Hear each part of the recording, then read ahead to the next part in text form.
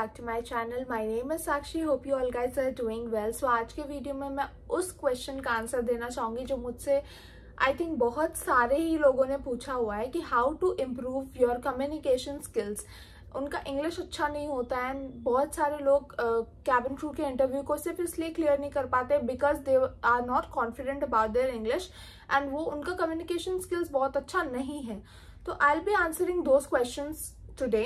तो सारे ही क्वेश्चंस में एक चीज कॉमन है कि my English is not good, how to improve my English. तो यहाँ पे मैंने बहुत सारे पॉइंट्स बना के रखे हुए हैं कि आज मैं किन किन चीजों को डिस्कस करूंगी इस वीडियो के अंदर। So without wasting any further time, let's get quickly into the video. So first point is record yourself talking about your day.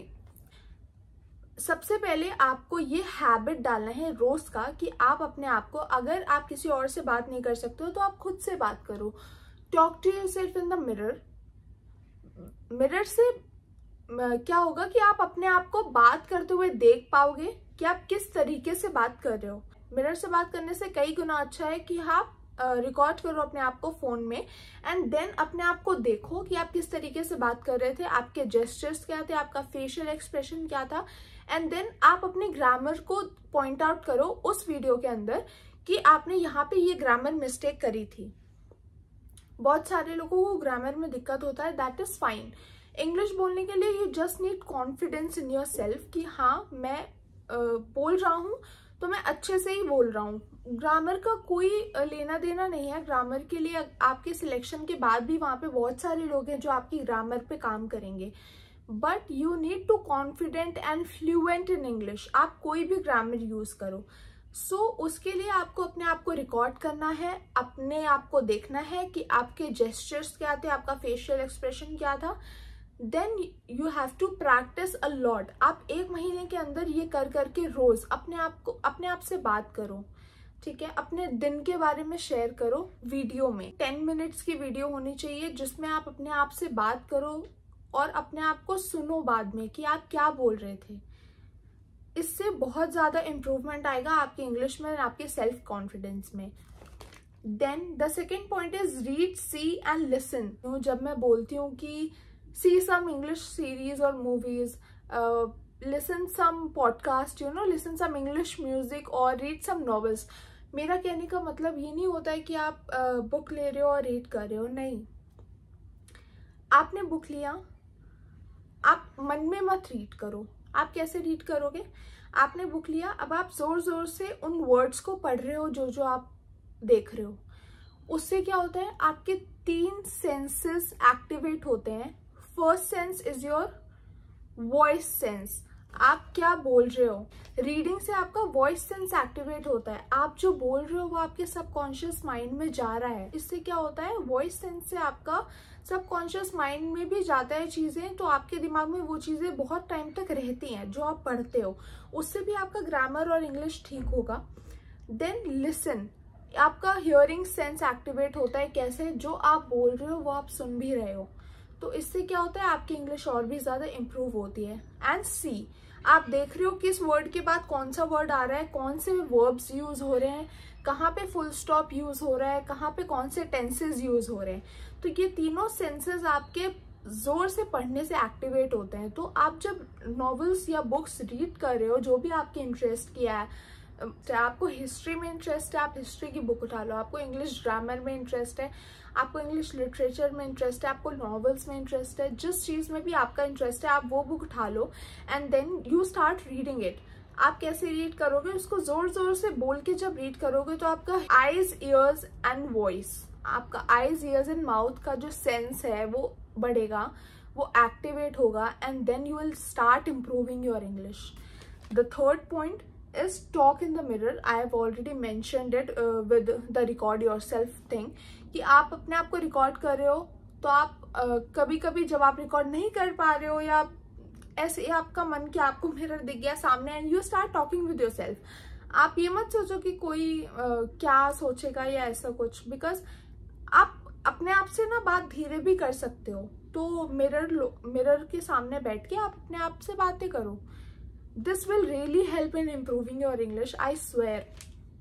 Then the fourth point is listen to English songs.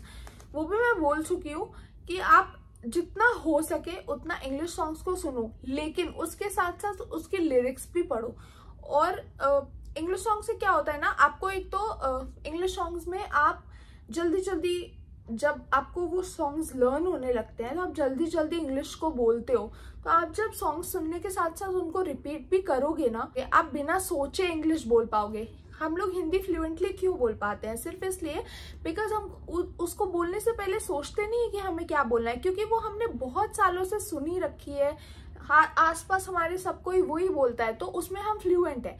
ऐसे ही आपको अपने आप को English में fluent करना है। जो कोई आपके, जब आप इंग्लिश सॉन्ग सुनोगे, अपने आप को इंग्लिश की सराउंडिंग्स में रखोगे ना, तो you will definitely learn it, और उसको सीखने में ज्यादा टाइम नहीं लगेगा। You will start improving your English.